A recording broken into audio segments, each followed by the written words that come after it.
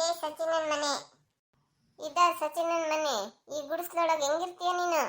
ಅಮ್ಮ ನಾನು ಹೇಗೋ ಇರ್ತೀನಿ, ನೀನ್ ನಡಿ. ಓ ಬನ್ನಿ ಬನ್ನಿ ಅಮ್ಮ, ಕುತ್ಕೊಳ್ಳಿ.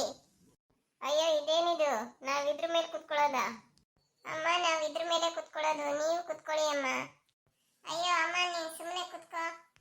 ಹಾ ಕುತ್ಕೋತೀನಿ, ಇನ್ನೇನ್ ಮಾಡೋದು? ವರದಕ್ಷಿಣೆಯಲ್ಲಿ ನಿಮ್ಗೆ ಸೋಫಾ ಕೊಡ್ತೀನಿ, ಆಮೇಲೆ ಕುತ್ಕೋ ಅದ್ರ ಮೇಲೆ. ಅಮ್ಮ ನಾನು ನೀರು ತಗೊಂಬರ್ತೀನಿ ತಡೀರಿ.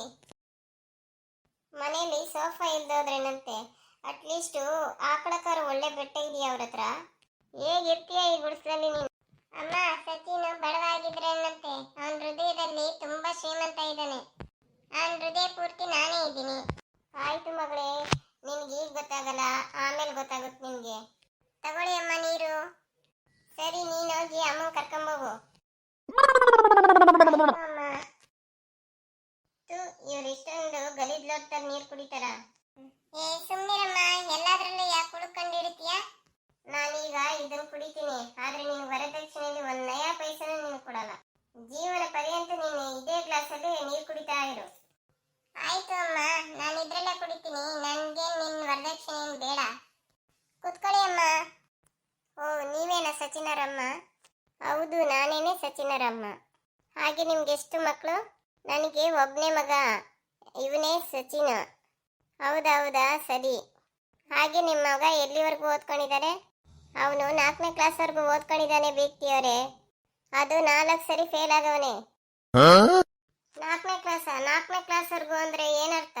1 2 3 4. 4ನೇ ಕ್ಲಾಸಲ್ಲಿ 4 ಸರಿ ಅದು ಫೇಲ್ ಆಗಿದ್ದ.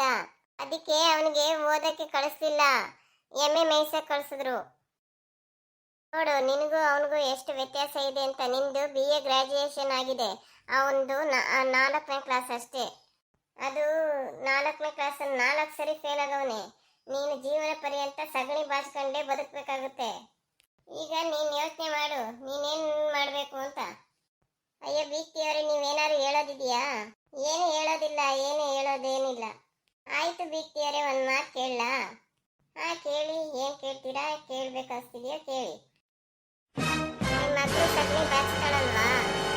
ಮತ್ತು ಹಾಲು ಕರಿಬೇಕು, ಮತ್ತು ಮನೆ ಕೆಲಸನೂ ಮಾಡ್ತಾಳಲ್ವಾ? ಅಯ್ಯೋ ಅಮ್ಮ, ನನಗಿಲ್ಲಿ ಮದುವೆ ಬೇಡ.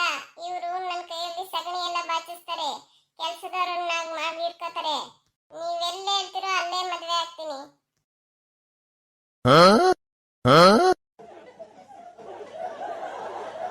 ಏನಾಯ್ತು ಬೀಗ್ತಿಯವ್ರೆ, ಈ ಮದುವೆ ಏನು ಬೇಡವಾ? ಅವಳಿಗೆ ಬೇಡವಂತೆ. ಪ್ಲೀಸ್ ಲೈಕ್ ಮಾಡಿ, ಸಬ್ಸ್ಕ್ರೈಬ್ ಮಾಡಿ, ಕಮೆಂಟಿನ ಮೂಲಕ ನಿಮ್ಮ ಅಭಿಪ್ರಾಯವನ್ನು ತಿಳಿಸಿ. ಲೈಕ್ ಆ್ಯಂಡ್ ಸಬ್ಸ್ಕ್ರೈಬ್ ಮಾಡೋದನ್ನು ಮರಿಬೇಡಿ. ನೀವು ಬೆಲ್ ಐಕಾನ್ ಮೇಲೆ ಕ್ಲಿಕ್ ಮಾಡಿದ ತಕ್ಷಣ ನಾನು ಹಾಕಿದ ಹೊಸ ವಿಡಿಯೋಗಳು ನಿಮಗೆ ತಲುಪುತ್ತದೆ. ಸಬ್ಸ್ಕ್ರೈಬ್ ಮಾಡಿದ್ದಲ್ಲಿ ನಿಮಗೆ ತಲುಪುತ್ತದೆ.